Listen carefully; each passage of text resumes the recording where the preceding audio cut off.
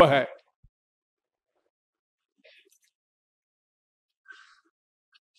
शास्त्रों में कहा गया है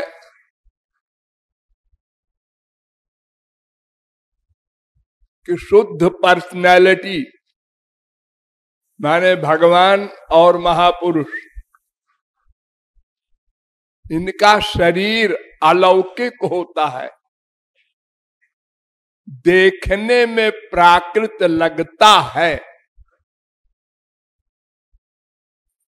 क्योंकि इनका संबंध भगवान से रहता है और इनकी इंद्रियां, इनका मन, इनकी बुद्धि सब भगवान से संबद्ध होती हैं। इसलिए इनका शरीर दिव्य होता है, इनके कर्म भी दिव्य होते हैं। भले ही हम देख रहे हैं अर्जुन मर्डर कर रहा है, हनुमान जी लंका जला रहे हैं, ये क्रिया हम देखते हैं उल्टी सीधी, लेकिन उनका शरीर सदा अलौकिक और उनके कर्म भी अलौकिक। केवल जन्म प्राकृत हैं, किंतु जो अवतारी महापुरुष होते हैं उनका जन्म भी दिव्य होता है। अवतारी महापुरुषों का जन्म कर्म दोनों दिव्य होता है।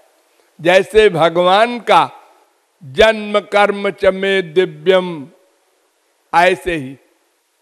और जो मायाबद्ध अवस्था में संसार में आते हैं और यहां आकर भगवत प्राप्ति करते हैं, तो जिस क्षण से उन्होंने भगवत प्राप्ति की, उस क्षण से उनका शरीर दिव्य हुआ और उनके कर्म भी दिव्य होते हैं।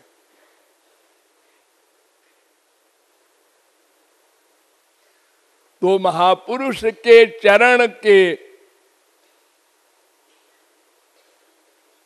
धोने का जो फल है वही भगवान के चरण का है। तस्मै तज्जने भेदा भावात, उसमें भेद नहीं होता। और साधक कोई भी कर्म करता है भगवान और महापुरुष इन दोनों के साथ, तो उससे पाप धुलता है, अंतःकरण की शुद्धि होती है।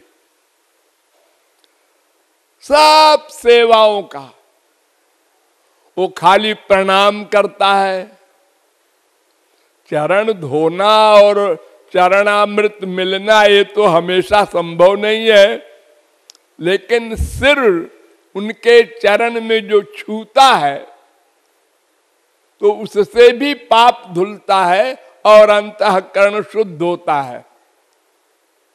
तो प्रत्येक साधना का फल अंतःकरण की शुद्धि। गौरांग महाप्रभु ने तो यहां तक कहा है, भक्त पद धूरि और भक्त पद जल और भक्त भुक्त अवशिष्ट तीन महाबल, ये तीन सेवा है ते कृष्ण प्रेमा है।